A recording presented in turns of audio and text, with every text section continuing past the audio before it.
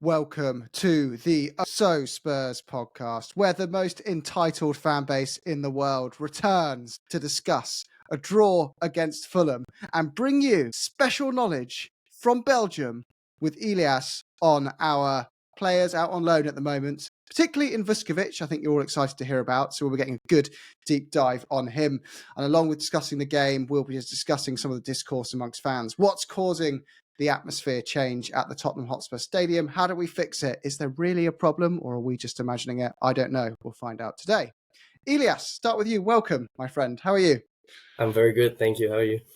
Yeah, doing good, thanks. We're looking forward to chatting to you today and getting to understand a bit more about the Belgian league and the Tottenham players out on show there at the moment. And we have Sai in sunny Basel. How are you, Sai? Mate, not so sunny today, but yeah, got back in one piece last night. Yeah, good to be here, mate. Good. We have Stu in sandy Dubai. How are you, Stu? Yeah, good.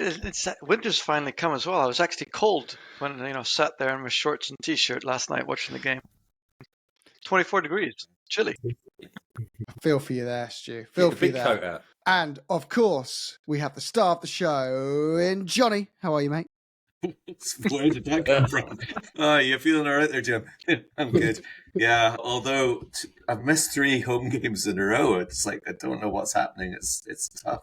I'm really hoping that Elias, you're going to Chelsea at the weekend. Yeah. I'm going back to Chelsea after a few weeks away. I just hope that we have a great weekend next weekend. So I know that's for another day, but yeah, it's good to see you all again. Yeah, looking forward to seeing you guys in person as well. Well, I've had to sell my Chelsea ticket. More on that later. Absolutely gutted. But anyway, back to more important topics at hand. A London derby, kind of, if you really count Fulham as a derby. Call it a match between 2 London football clubs. It's a game that's once again seems to have polarised our fan base. I've never seen such uproar after a draw, but it has caused an uproar. Johnny, you're shaking your head, so I kind of want to start with you of what you made of the. Well, let's not go too much into the game. We'll go into the game in a minute, but I'll start with you on your particularly strong feelings about the reaction to that result, right? I mean, yeah, I guess it's just like this whole lack of perspective and lack of patience that seems to pervade a very significant portion of the fan base. And I mean, listen, we all have our own opinions. We're all entitled to our own opinions. But for me, it's just like a bit, I don't understand the way that so many fans seem to be so kind of like nervy and hopping around from one extreme to the other, and just sort of referencing something like a 4-0 annihilation of City away, which we were enjoying just over a week ago. To be, that's some kind of benchmark that we should be kind of hitting on a regular basis is insane. So I just feel that there's it's just very tiring, and I'd hope that, I know there's a lot of fans that are a bit more in tune with how I think all of us feel, which I think we're pretty much on the same page regarding just a view of it's a long-term project, and there's a huge number of positive signs. And Ange is playing Tottenham football. He understands, and he's referenced that himself, the traditions and expectations of the fans for entertaining football. We've had that after all of the dodgy managers in terms of not being the fit that we looked at, and just people are just like losing their whole sense of perspective and patience. I mean, and I suppose the caveat really is, in terms of the specific game, well, there's a few things really. Fulham are a very good team, actually. They're only 1 point behind us in the league. They've got some very good players. They're very well coached. Silva's a very good coach, in my opinion. And, they probably, well, if everyone was deserved to win the game, probably Fulham deserved to win it more than us. And it's not, but that's down to them being very good, as well as us having huge issues with our personnel. And we do have huge issues with our personnel. It's not excuses, it's just facts. It is a rebuild. There are players coming in, and we've said this over and over, haven't we? So at the end of the day, I just think people, it's like, when managers had 3 or 4 seasons to actually achieve what they were trying to do at a club, which almost never happens now. Yeah. And now it's like just you lose a couple of games in a row, or you drop points against a team that's not a glamorous name, and it's suddenly, let's lose the rag. That's the narrative that drives me nuts. Yeah. I think as well, Johnny, the point that you raised about Fulham being a decent side, they are a decent side. Like you said, 1 point behind us. They've only lost twice away in the league this year. And that was opening day against Man United and Man City. Now, Man City away is an easy game, obviously, but they are no mugs. I think in the ground, the atmosphere was a flat right from the start. Yeah. It wasn't. It's almost like we've decided we're going to turn up and Fulham will just turn these over because they're another Ipswich or they're blah blah. But they're not. I think the thing that caused some of the noise in the ground was we were really sloppy at times. Though. Our passing at times was just poor. I mean, we gave the ball away so cheaply at times. For a few of their chances, it was because we got turned over, not because they were pressing us well, not because of anything other than we couldn't seem to pass the ball for 2 or 3 passes. It'd string any 2 passes together at times. That was the frustrating piece, I think. And that's where you heard some of the frustration in the crowd. Up near where we sit, Johnny, they're pretty, they're not like that South Stand mob. Do you know what I mean? They're a bit more level-headed. But even there were times where you could hear the frustration when the ball was being given away cheaply. And we still have massive gaps in those left and right back areas at times. And what Fulham were doing really well was they were switching the ball well quickly and they were catching us out with big spaces behind Porro and behind Udogie. So I think that it was more frustration than anything else. But guys, you look at those teams. What is it between 4th and 12th? There's nothing in it. It's like 4 points or something. And funny enough, all of those teams in that bracket have got a similar sort of win-loss ratio to us. It's the nature of the division a bit this year as well, I think. Yeah. It's I do feel you mentioned the stat there, Si. The frustrating thing is that no one seems to be accepting that everyone is just beating everyone. There is no mid-table anymore. Like when there is 3 points or 6 points separating second to 12th, that just goes to show that there is no mid-table fodder anymore. There is no just rubbish you should be walking over as a team. And I find it comes across insanely entitled at times that we go, my gosh, how can a club like Fulham get a point against the mighty Tottenham Hotspur? It's like, who do you think you are? These are clubs with hundreds of millions of dollars in revenue as well. And the margin between us and them is single-digit percentages, right? That average out over the course of 38 games to finishing 9 or 12 points ahead of them or something. It's not... It's not abnormal to drop some points here and there, is it? It's just, we know the big transition we've been through. We know that there's going to take, we always said at the start of the season, 5th or 6th is probably where it'll be. Don't forget that. Stick with the manager, stick with the project, as long as we're seeing underlying improvements. And I thought we are seeing underlying improvements. But Stu, have you already had your word on this? Or no. Is you up next? You go, mate. I was going to say, and I think Ange alluded to it quite well in his presser, that other teams have shown, and everyone sympathizes, they've got one player out, whether it's Rodri or whether it's Odegaard, their form falls off a cliff and everyone sympathizes. We've got, 8, 9 players out? And yet no one gives us any sympathy or highlights. It's just, Spurs being Spursy again. And I thought also that you could see he's getting annoyed with the journalists because he's also alluding that, our barometer is beating Man City. He's like, that's just unfair. So anything less than that is a user to stick to hit us with. And it's like no other club do the daggers come out at the first chance. And it just seems to be any other club can have ups and downs and it's fine and people look for excuses. With us, people just look to pile on and say, Spurs are Spursy, this is crap, they're rubbish, they're an inconsistent team, flat to deceive, and that's it. And it really winds me up. As we've all said, this is not an easy league. Yes, I think there were mistakes made yesterday by the manager. I don't think he does get off scot-free. But the players, as he said as well, are giving it their all. You could see Porro was flat out. Kulu, when he came on, was nothing left in the tank. Come on, guys. Let's look at this and take into account what is actually going on. And as we've said, the underlying stats show that we're heading in the right direction. So let's just, as many people have said, and let's use the definition of supporter and support the bloody team. And at the end of the season, when everything's finished, we can analyze whether we're going in the right direction or not. Listen, But it's stick with fine it. to be critical, right? We can Exactly. come on here and we can say, listen, we didn't play well. I thought so-and-so had a bad game. But it's not like going over the moon with the Man City's result and then through the floor with this one. It's like, let's get a bit of a balance. The Man City score, you're right, Stu, is being held as, that is now the standard. It's not. That's the peak, right? Exactly. The frustration is it shows what we can do. Yeah. And then when you do see a bit of a drop-off, it does feel a bit flat.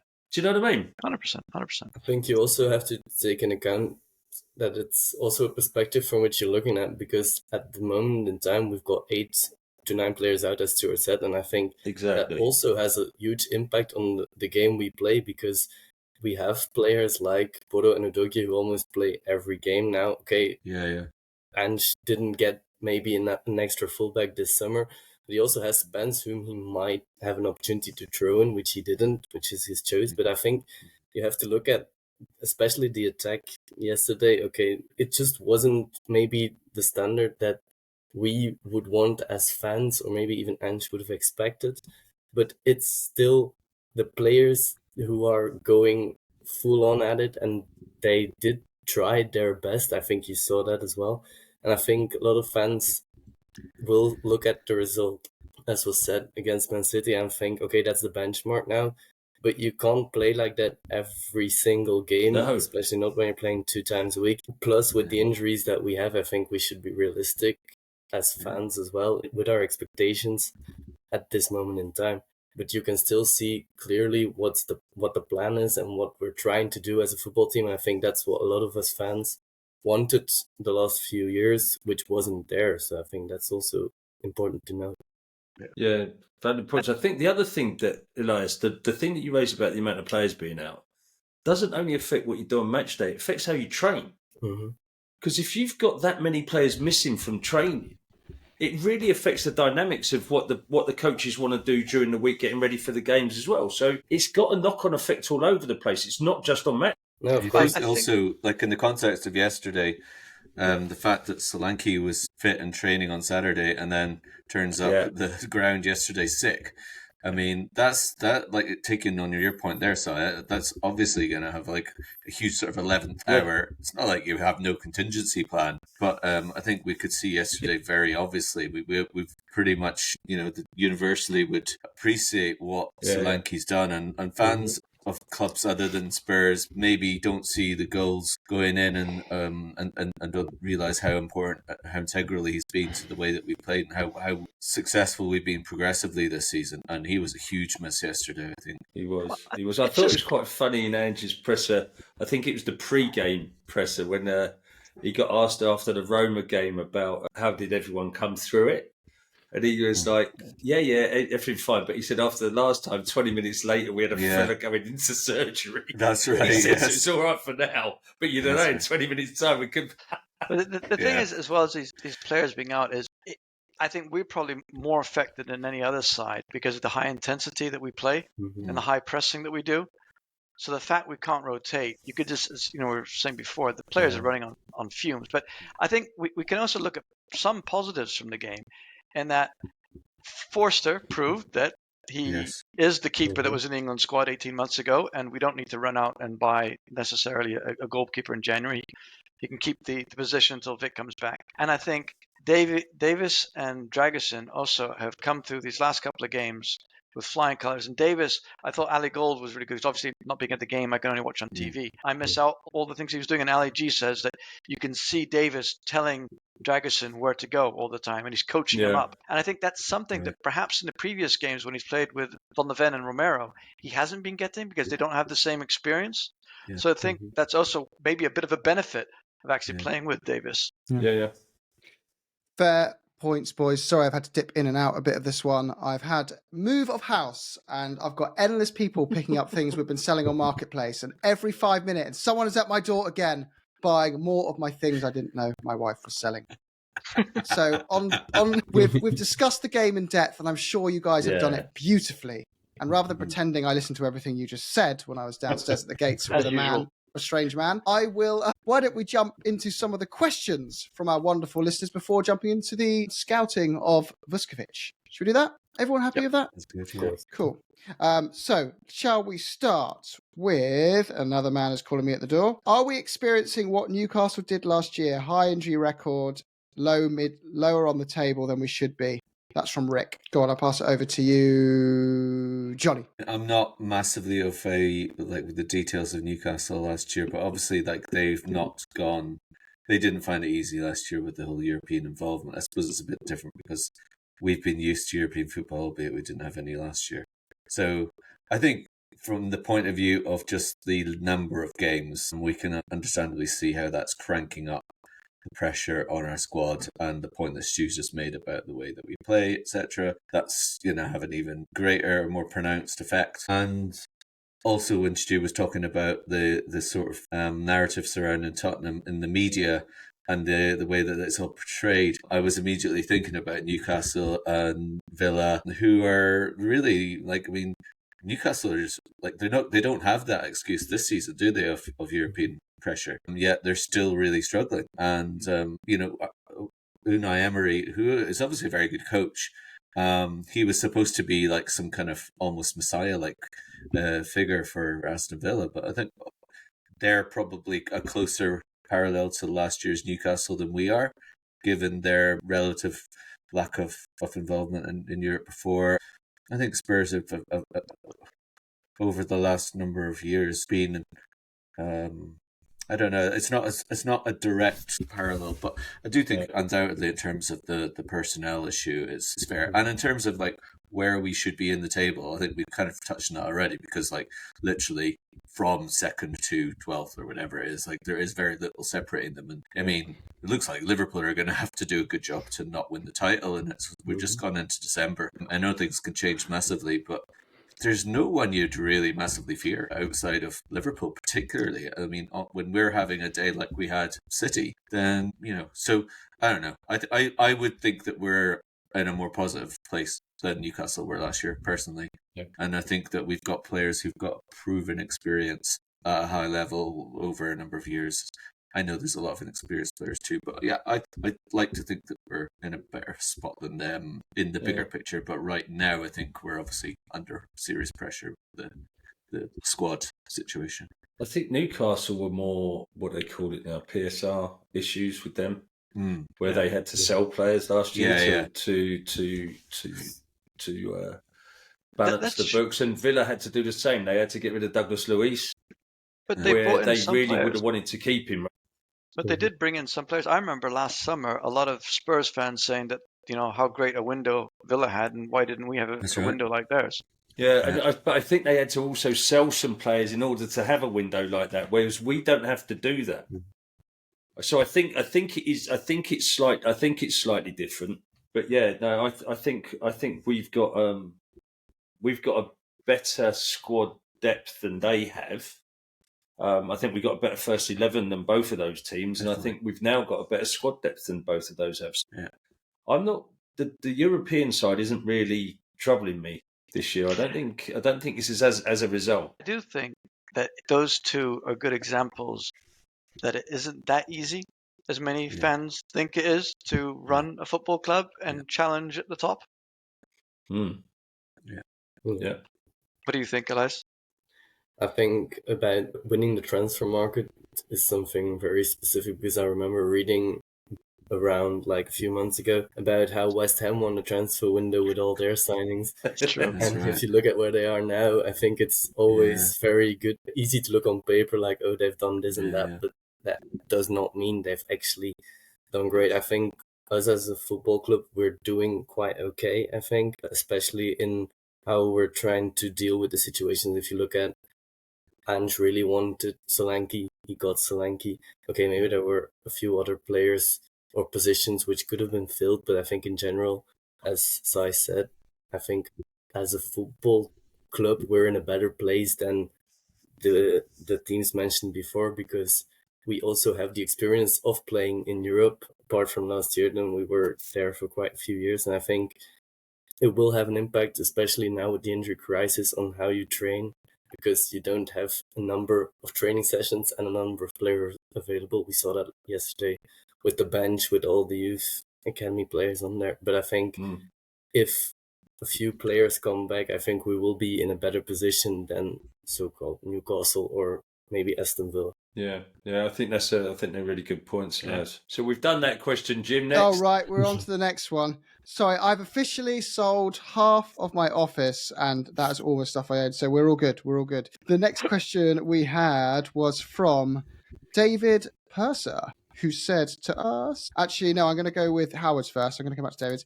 What positions would you be looking for in January? I mean, has Forster eased the goalkeeper panic? Actually, that's the start of that question. Has Forster eased the goalkeeper for you guys? Yes. Yes. I think Ange just made it very clear, didn't he, in his first press conference when he was asked about it? He made it very clear. He's the number 2. I trust him, and we've got another 2 keepers backing him up. So no, I don't think. And I think by the time you get to January, Vic will be back in 6 weeks as after the window opens. You're not going to go into the transfer market for 6 weeks for a keeper, I think. No. Agree. Well, it wasn't. Sorry, Jim. It's another little sort of microcosm of what we were talking about at the very beginning about Vic has his injury. Obviously, we all see that news and we're like, "My God, seriously!" And then you see the length of time he might be out. You think, and we're all gonna like maybe overreact a bit, but like the language that some people are coming out with, and all of the memes that are going out, making parallels with oak trees falling and stuff. And it's like, I know he's struggled in a couple of games. We've been critical of, like just I said earlier, we've been critical of the performances last year in Fulham and the Carabao, and this year against Coventry, pretty ropey. Some moments there, pretty ropey. It's not like amazing with his feet and stuff like that. But yesterday, he absolutely earned that point for us, 100%, and he made some brilliant saves. Yeah, he did. So it's like it's just another example of people like, just come on, like when we got a bit of trust in the manager, can we just support the keeper and just come on a bit.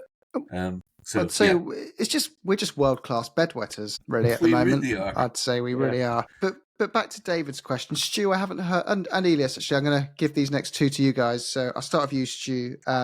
David Purser says, at the moment we can't seem to sustain a consistently high level of playing twice per week. My question is whether you think we're going to have ongoing inconsistency until the depth of strength in the squad is improved. I don't think necessarily it's an issue with strength and depth as much as 9 players out is going to hit any single squad in the league. I think if Odegaard was fit, he'd have been rotating with the likes of Son. That wouldn't be an issue. If Richie would be able to stay fit for more than 60 minutes at a time, then Solanke would get his rest. And, that goes on throughout the squad. So I don't think that necessarily is a problem. I think once we get everyone back, we will start hitting the heights that we think we can hit more regularly rather than it being strength and depth. I mean, I do think we probably do need a couple of perhaps more senior pros to help the youngsters come along, but it would help more if Madison showed up more than 1 game every 10. But, I think when players are back, we'll be all right. About 2,000 miles from you, D just screaming at whatever he's holding, and we'll listen to this on device saying, leave Madison alone.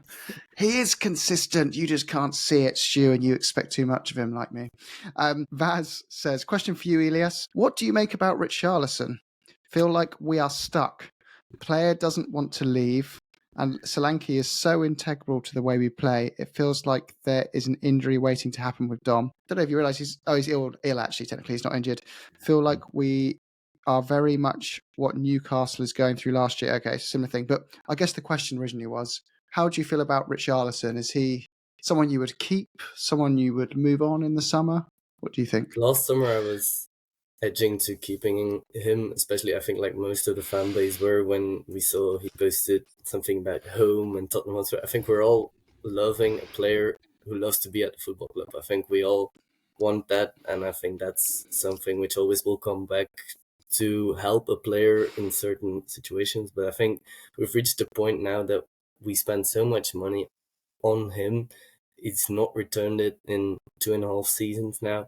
and he's injured more often than not. And I'm actually also not sure he absolutely fits Ange's system in what he wants his striker to do. You can see that with him sometimes being pushed out wide as well, which he also does not really fit in the system of Ange. So I think it's more a place of finding a place for him in the squad necessarily than having him be the reliable backup for Solanke. So if I were in charge of the club, I'd probably look to sell him on. The only thing which I would be worried about is which team in their right mind would be willing to spend the money we're wanting for him at the moment, because he does not stay fit for more than 2 games. I think the Saudi move he ruled out himself. I think that would still be the most logical option, but I'm not sure how that will unfold. I think if we are looking for an understudy or someone to challenge Solanke, then it won't be Richarlison, in my opinion. Fair enough. So I think it's pretty much universal. If someone's mad enough to buy him, please buy him. We'd need to get about 25 to 30 million for him to break even on the books, given the amortization of the contract. So he was 60 million, right? Yeah. 65. 65, which puts him at about 12,000 a year on the amortization. We've had him for 3 years. It's about 35 mil. If we hit 25 mil, he's break even. Anything more than that, and he's in profit from a PSR perspective. But who's going to pay 25 million for a bag of crisps? Do you know what I mean? He just... Listen, anyone that's listened to this podcast knows that I'm not Richie's biggest fan, and I haven't been for a long time. I don't rate him as much as some others. And it's not that I don't want him to be successful. I really, really do. I want him to prove me wrong, but he's just never been my cup of tea. And I think if you can get 25 million for him, you've got to snatch someone's hands off for that. Just make sure they don't snatch his hand off, because he'll probably break a finger or something. I think what you also have to take into account is Richie himself wanting to leave, because he will earn quite a bit at Tottenham at the moment, and I don't think he would be so open to leaving. I think he said that himself as well. He loves being at the club. Who wouldn't? Being injured 8 times out of 10 and earning good check of money. So I don't blame him, but I think that's also something to take into account. If Saudi comes in, Tottenham accept an offer, he might fancy himself at still getting back into that Brazil squad, being the number 9, and he might not see himself being the Brazil number 9. That's what I was going to say.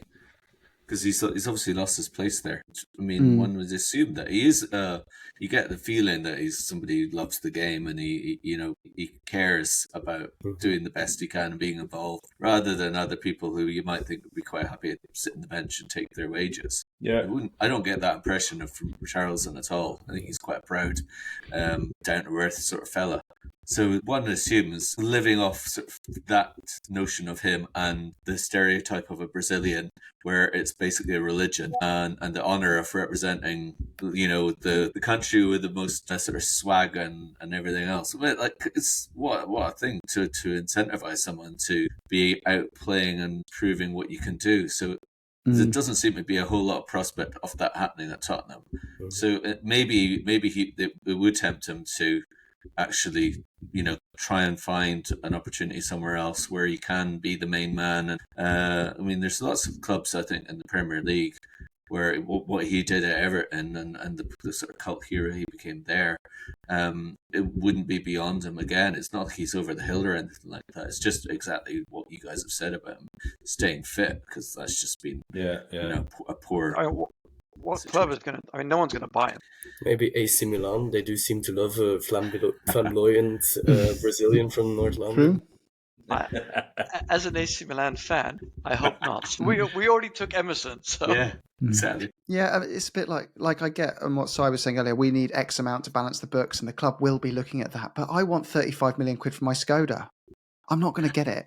So sometimes you just got to swallow your loss. Yeah. There's a want and a need here, right? We need this to break even. We ain't going to get it. I think the club in recent years has shown they're a lot more open to losing money on players. Yeah. Like we sold Janssen for a fraction of what we paid for him. Yeah. A whole bunch of other players. We tore up Ndombele's contract. Reguilon, apparently, we were happy to give away for free if anyone would take him. He was on the bench. He was on the bench at the weekend. Yeah. That's how depleted the squad is. Sorry, bring your boots next time you're going around. I say, when they put the team out, I thought I'd just go and buy a pair down the sports shop down the road. I might Literally. Yeah, exactly. Guys, we have a question from the legend, who is Sean. Sean the Gooner Slayer. Gooner Slayer. He says... Go on, Sean. this isn't actually a question. He's responding to someone else. He says, I think he doesn't use Spence because it wouldn't be fair to him when there is only one of the normal back four. That's more of a comment. But it's a fair observation. It's a dilemma for us, isn't it, really? Why is Spence not getting more time? That is honestly the one thing that I don't get it. That is the only one. You guys know I love Ange, support him, but his treatment of Spence for me is unacceptable. And just after giving him a new 5-year contract. Yeah. I don't get it either, because the new contract bit, as Stu says, that confuses me. But there is a pattern that every time I know we've only had 2 real managers under Spence, right? You can't really count the Stellini and Mason between bit. Or even Conte. I do count Conte as things were really good under Conte for a while. Yeah, but he didn't want Spence, did he? So he was making a point. Yeah, but even when he was forced to play Emerson Roy, anyway, we've had Conte and Ange, who are 2 senior managers for different reasons, appear to just refuse to give the guy a minute when it just seems a no-brainer to give him a minute. But it does make you think there has to be a little bit more to it than meets the eye, because it can't be that obvious. Yeah. It's got to be. After we came on and played like he did against Coventry. Against Man U. There's got to be something that's gone on. I think he did get that injury, which was quite ill-timed. I think that was around the time he also got that contract, so I think that will certainly play the part. But there, as you guys said, there must be a reason behind the scenes, because otherwise it wouldn't be normal to rotate Ange like he did. He keeps on rotating almost every player apart from maybe the centre backs when they're fit. It would be weird not to give Spence an opportunity at fullback, especially with the amount of running they have to do and the importance they have in his system. So I agree. And the fact he can play both sides. Yeah. Exactly. He can play both sides, so he's a perfect rotational player. I mean, it's like, I agree, there must be something, but then you don't give him a new contract, because we didn't need to give him a new contract. His original contract expired in 2027. Yeah. Yeah. That's true. It's true. So but come on, Ange. It's the second one, because the same thing goes for Austin. Why give him a 5-year contract and then not even play him against Coventry? A couple of things he's done make absolutely no sense. You can only assume that, it's either one or two things. Either it's just a poor decision and you just accept it's a poor decision, or you think something behind the scenes we don't get to observe as fans is causing that decision to happen. That makes sense to him, but not to us at our level. It's one of those two things. It must be that, Jim, because I think the business side of our club is run so tightly. You don't go and extend someone's contract at the amount that would cost to do that. But that's Something's my point. happened. But the business side is actually my point. Is from a business perspective, why would you give a third choice goalkeeper who you think has got no chance of ever becoming the second choice goalkeeper a 5-year contract when he would have certainly happily signed a 2-year extension? And why do you extend at higher wages Spence for, again, a longer term contract when you didn't need to? It doesn't make sense from a business perspective. That's why I'm pushing back, because it doesn't make sense. In pre-season, Spence was pretty heavily involved, wasn't he, in those summer games? And he was obviously very good, and that was one of the significant sort of stories of the summer. So it looked like all of that was founded on, genuine substance, and there was a lot to be hopeful of. So it's just sort of suddenly seems to have Which the Man United game, was that the last time he played any sort of significant minutes? Yeah. Which goes back to the fact that there seems to have been a trigger here. So you sign the contract, then something's happened, and he got injured, as Leah said. He got injured at the time he signed the contract. But he also scored away at Coventry. I remember that goal, and I remember thinking at that time, saved the game for us. This is the start for him at Tottenham. He's had the good pre-season. He's now made an impact at a crucial time, which we see because we're now in the quarterfinals. Otherwise, it would have been over in the second round. Exactly. And I think at that time he didn't get the injury straight away, and he also did not come into the team, which I at that time also found strange, because if there is a way for me, I think, to win over your manager's confidence, it would be by performing at crucial moments in a game. Yeah. So if that's not the case, then it must be something behind the scenes, because there would be another explanation. I was saying the same thing in our group chat at the time, that every time he's come on, he's played well. Yeah. And then he never got another minute again. Mhm. You're thinking, why would you not reward him? So, guys, talk enough time on Djed, because I want to talk about something a bit more exciting. Something that we brought our wonderful guests to discuss. We signed a footballer who was born the year of the bird flu pandemic. Yes, not that long ago, really. That's my stat of the day. Gordon Brown was Prime Minister of the UK. It's making me feel old reading all this. And yeah, the foot and mouth outbreak had just kicked off in Surrey.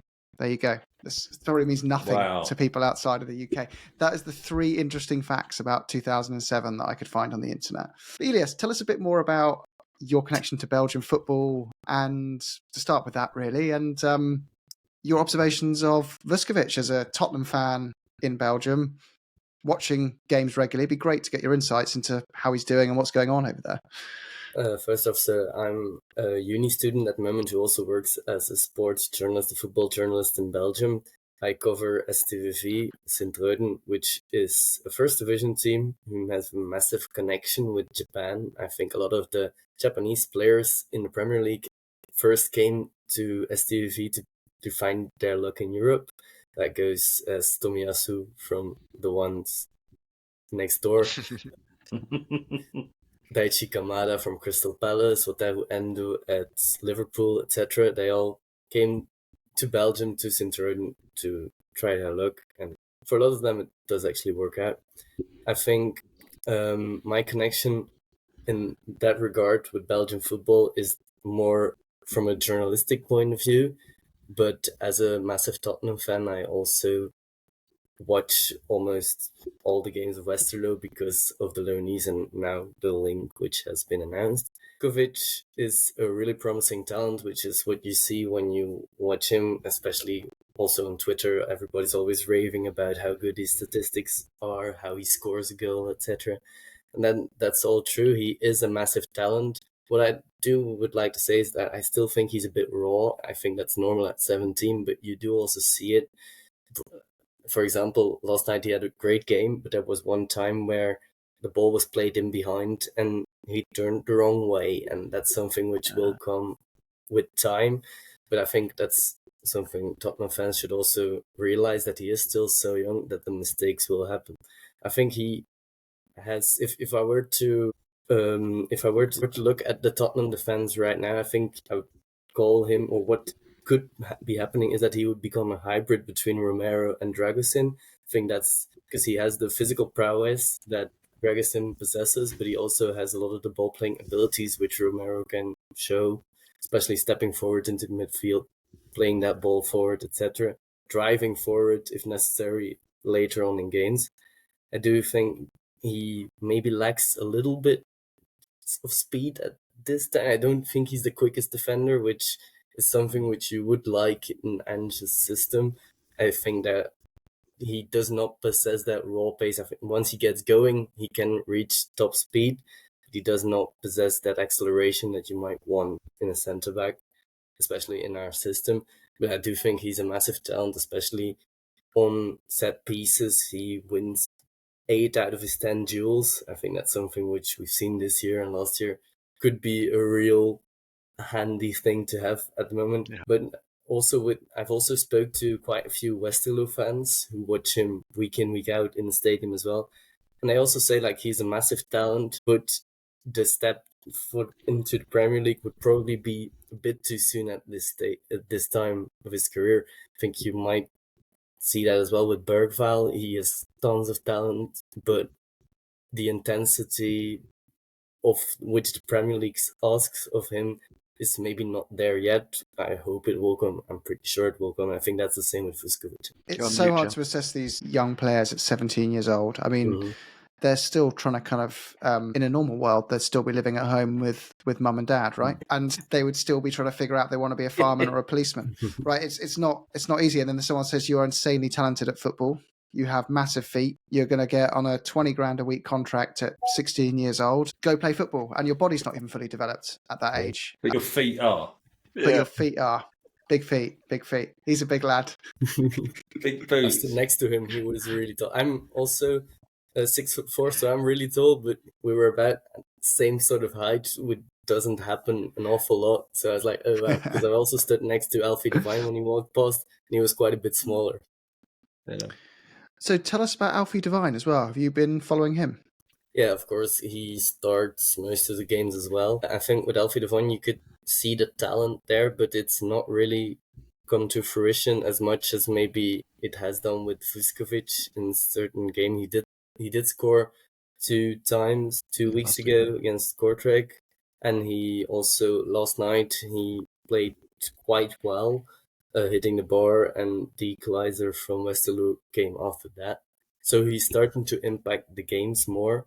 But from what I'm hearing as well from a lot of Westerlo fans is that he's also absent a lot of the time. So he can go maybe a quarter of an hour without touching the ball and then get the ball, do something. But the fans do see the talent, but they maybe don't see it as often as they would have expected or wanted from someone coming from a huge English club like Tottenham. He isn't really taking the game by the scruff of the neck and going full on at it, driving his team forward, which is maybe what they would have expected more. Sounds like he's been mentored by James Maddison, isn't that right, Stu? Sorry, Deej, couldn't resist. Go on. Calm down, Deej. For both Vuskovic, is he playing left centre back or right centre back? And Alfie, is he playing more the 8, the 6, the 10? Vuskovic is right centre back at the moment, but they also switch up because Westerlo has also got another left-footed centre back whom they rotate with another guy, and Vuskovic also gets some playing time on the left, but most of it is on the right. And for Divine, he starts more in 8-10-ish role because they play 3-4-3, and he is one of the two guys behind the striker, but he also likes to drop in to get the ball. Maybe I'm not actually sorry if they play 3-4-3. It might be 4-2-3-1. They switch it up because their manager likes to watch the opponent and guide their team's choices regarding to that. But he most of the time starts in a more attacking role, but drops deeper to come get the ball and try and make something happen. But sometimes he even drops deep, Alfie Divine, and he does not get the ball. They play it down the other side, and then he's not in the attacking areas that the fans might expect or want from him. So that's a bit of the criticism where it comes from. But in general, they do say they can see the raw talent there, and it's starting to come out the last few games, but he did need a few games to get going, maybe less than Vuskovic did, who was straight in, bang, with a goal, and fans were already on board with him. I think we forget that sometimes Divine is still only 20 years old. Mm-hmm. Although, Elias, you forgot my brief, mate. What you meant to say is these guys are world beaters. Not a weakness in their locker. I am blown away. Best talents to ever come from the continent. From Spurs, sorry. I think Vuskovic could be that. Oh, there we go. But it does go to show, someone made a good point to me at the ground yesterday. Was it yesterday? Yeah, it was yesterday. God, it was ages ago. They were saying, it's so easy with these young players to get so frustrated when they're not given minutes in the Premier League when you see them coming through. Mikey Moore, prime example, right? But then we've seen Jamie Donnelly. We were going, he's the next Harry Kane. He's Harry Kane region. Can't get a game for Leyton Orient. Can't get a game in League One. You know what I mean? These guys there's such a different, it's just like two different sports going from the under 21s to senior football. And I think we spoke about it in the past. It's so important they go out on loan as soon as possible. Vuskovic and Divine will get more experience from playing against adult men in the Belgian league than you could ever get playing in the under 21s. And the same for Donnelly going to League One. As long as he actually gets minutes, you will learn more doing that than you're sitting in the under 21s on 10 grand a week living a nice easy life. And I hope we learn. I think it's also very important to note that the Belgian league is a very good league to play, and I think the intensity is very high. I hear that from all the players I interview and also ex-players who join another league. I think it's a bit below the Portuguese league, but more competitive than the Portuguese league. That's something to say. I think more or less like Premier League, a lot of teams can beat each other. I think from place 5 till 13, there are 2 or 3 points in it at the moment. So it's very competitive. It's very high intensity, and I think it's a great place for players like Vuskovic and Divine to learn their trade. And I think if Divine, for example, makes it at Tottenham, the loan at Westerlo will have done him a world of good. But because he gets to play against some players who might make the step up to a big top 5 league next year, because that happens a lot of times. Belgian players go out to Germany, to France, maybe even to the Premier League directly, and they get immediate minutes there. So I think it's very important to note that the arrangement the club made with Westerlo will be a very good one, and I think it will have a lot of nice players, good players coming through later if they keep on sending Tottenham youngsters to Westerlo. Elias, can I just ask, I noticed a while, maybe about a month or so ago, that Vuskovic was kind of, I don't know if he's top scorer at his club, but he scored like 4 goals or something in 7 games, which is ridiculous for a defender, obviously. So is it what we'd expect, that he's taking advantage of his height and he's knocking in corners and free kicks, or what is the sort of makeup of those goals, and has he continued hitting the back of the net at all since then? Sorry about my dog in the background. He's a big physical presence who also arrives, especially from corners and free kicks, at the right time, at the right place, which I think is very important attacking-wise, but also defensive-wise. Because you might see on Twitter, like, oh, Viskovich scored a goal, he headed it past ex-keeper, but he also does a lot of the work defensively from corners. He's most of the time he is there, especially for a 17-year-old whose body is still developing to the max. I think it's a very special trait to have, and I think he does do that a lot. He did score 4 goals. Since then, he's not scored any, but he's come close quite a few times, hitting the post, I think, once or twice as well. So he's still winning them. They're maybe not flying in the back of the net, but he is still that big prowess on corners, on set pieces in general, actually. So it's like if Fraser Forster was a centre-back and 17 years old. It's 17. Yeah. But with better feet. So keeping a little bit of a theme there, 17, so 2006, 2007 he was born, right, that season. The year of the bird flu, so as I said. Let's take a little wander back to the Belgian League in 2006-07. Anderlecht won their 29th league championship by 5 points. Who were the runners-up? And it's relevant to this call here, by the way. Who were the runners-up? Anderlecht won. You have to enlighten us. Elias, where are you studying? Ghent. It was Genk, and Genk were leading them with 6 games to go by 2 points. I just thought, since you're on the 2007 tip and we got a Belgian on the call, I thought I'd do a fun bit of research for us. I've got to be honest, I don't remember a lot from that year because I was 5 I'm not sure you do. I just thought, no excuses. I was middle-aged at that point. Very good, guys. So I hope we've brought our listeners some cheer amongst the hysteria that is always top. I'm just accepted, everyone, by the way. There will always be just a miserable core of our fan base. There'll be a brief time where Tottenham Hotspur do finish top of the league and win a trophy. And won't be good enough, though. It won't be good enough for some, but the majority will celebrate it and then be outraged when in 10 years we're still not top of the league, because they won't be able to get their heads around the concept that football is just an ever-moving piece. The thing that makes it such a beautiful sport, everyone has their day in the doldrums, but everyone has their day at the top if you play a league for long enough. Look at Man United. They were untouchable.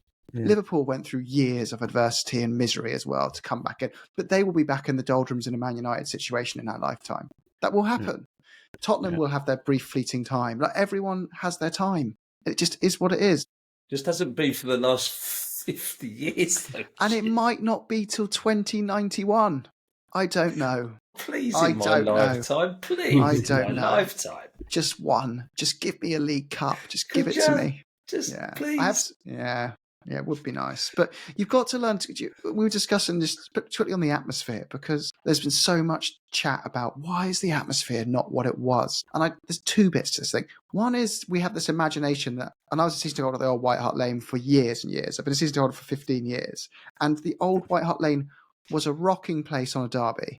But on a normal week, you had about 1,000 fans in Park Lane and 1,000 pounds in Shelfside, who were just scream all game and yell at each other some chants. But it wasn't rocking. It was flat, pretty quiet, pretty mundane. The whole of the West Stand, everyone was just old men just sitting down, guffing, drinking Bovril. There wasn't much going on there. And then I think where the club went a bit wrong is when they moved to the new ground, they moved those few thousand fans who did sing and spread them out across parts of the stadium to try and almost sell being near them as a kind of premium experience. But when you spread them out, they didn't really have the fun in singing anymore. But it didn't really make a massive difference. It made a bit of a dampener on it. But now I found at the Old White Lane, we went 1-0 down. Everyone would go, come on, you Spurs. There'd be a rally, try get the players going again. There was a desire to win, a desire to turn around a game. Now it's an expectation to win, an expectation we will turn around the game. And therefore the atmosphere doesn't follow. It's a miserable atmosphere when you go on down. This is pathetic. F you, Tottenham, is like kind of the kind of thing you hear. Pathetic, Tottenham. There's no, let's get behind the team. Let's encourage the boys. Who cares how we win? Let's just win. Now it's just never good enough. And it's really sad. I just find it a bit so, but I still have a great time at the stadium with you guys, obviously. You do still get a fair bit of noise out of that South Stand. You do. You do still get a fair bit of noise out of that South Stand. And you've got the two areas at the back. So like if you look face on at the South Stand, the two top corners, that you do get a bit of noise up in that safe standing area. And we even get a bit of atmosphere at our bit, don't we, Johnny? When it's a big game, and even the Upper East, there's a bit of singing goes on there. Yeah. So I think when the game's rocking, then the crowd's rocking as well. Yeah. The thing is, when the game is so flat, like it was at times on yesterday, was it yesterday, Saturday? When it was yesterday, when the game was so flat at times, it's difficult the two go hand in hand. They're symbiotic, right? They feed off of each other. They do. I think there's been a few games this season when we've banged in a ton of goals. Like 4 of us were at the West Ham game, and that was a brilliant atmosphere, once we got on a roll. And, even the Everton game, obviously hitting a bunch of goals, and Brentford and Villa, like those games when we were playing well, it was a good noise. But I suppose it's, on a Sunday at lunchtime, it's, maybe some people are feeling a bit the worse wear from the night before. Yeah. But you kind of think it's a two-way thing, isn't it? I'm not sure these days that any Premier League ground that holds circa 50 to 50,000, none of them are rocking the whole game. Not even Newcastle. No, or Anfield. That Anfield atmosphere is a bit of a myth anyway. It's a myth. Their European nights can be a bit special, but the day-to-day stuff, they don't make as much noise as what people make out of it. Right? It's just English football, isn't it? Like the away fans are really, really good for most clubs, but the home support all grounds is always a bit flat. But also with these big grounds now and these big clubs and the global footprint of these clubs, you do get quite a lot of tourist traffic coming into the grounds. And I'm not saying that I'm not belittling the people who travel and come and spend a lot of money to come and see us and put the revenue into the shop and everything, because all of that's important. So I'm not knocking that. But it does at times take away from a bit the atmosphere. What the club's got to try and find a way of is saying that in this part of the ground, you've got a range of about 5,000 seats where, they are either season ticket holders or they're regular members or whatever they are. Size Tottenham with a red flag that he walks around with, and it's like tourists this way, and they're all in a cage at one end of the stadium. An aerial. Yeah. And they're funneled through the shop, are they, Si, as well? Yeah, I've got the open top bus tour outside and everything. Right, got it. Then I know you guys mentioned it in the chat, but a great draw on the FA Cup for Spurs, Tamworth away. Yeah, great draw. Won't be easy, but because we'll get about 200 tickets for that. It better be easy. Well, it better be easy. Well, it's rocking. Yeah. What league are Tamworth in? National League, aren't they? Like Isthmian League. But they're in the Birmingham Senior Cup tomorrow against Coventry Sphinx. They're playing in the National League Sphinx. 5th level. Yeah, sixth level. So you'd hope Spence might finally get some minutes in that game, or at least get some time off the bench, maybe if he's still here. Yeah, true. But that's a good draw. So it's inevitable that we'll lose 3-0 to Tamworth and beat Arsenal 4-0 at the Emirates. Perfect. Just going by the season so far. I mean, I'd take that. I'll take that. Yeah. I'll take that. I'll take that. But at least we're always fun, guys. And do you know what I always get satisfaction of? Is when the ground was quiet when we conceded to Fulham. The chant you always get back from the opposition fans is this the Emirates? Universally, they are the bar that everyone is embarrassed to be compared to. And you always will be. You pathetic Merch FC football club. You are nothing. Right. Up the Spurs, boys. Go on, you Spurs. Before we close, Elias, just tell me, how did you get into Spurs being based in Belgium? When I was about 13 or 14 years old, my best mate from school was an Arsenal fan. And I wanted to annoy him, so I started watching games. Well done. Love it. At that time, it was also the period of Toby and stuff, so it was golden generation. So it was easier for a Belgian young boy to get into Tottenham as well, and it kind of got stuck. And then I went to my first game. I actually been able to watch one game at the old White Hart Lane, so I'm very happy that I also got to do that. And then it just got stuck with me, and I now can't live without them. So in general, I think Tottenham isn't the biggest team in Belgium. I think a lot of other fans, other guys whom I know, are also Premier League fans, and they also have a favorite team. But Tottenham isn't a team which gets said enough, maybe, of their liking. But the ones I do know are always very intense, and we are just a tight-knitted group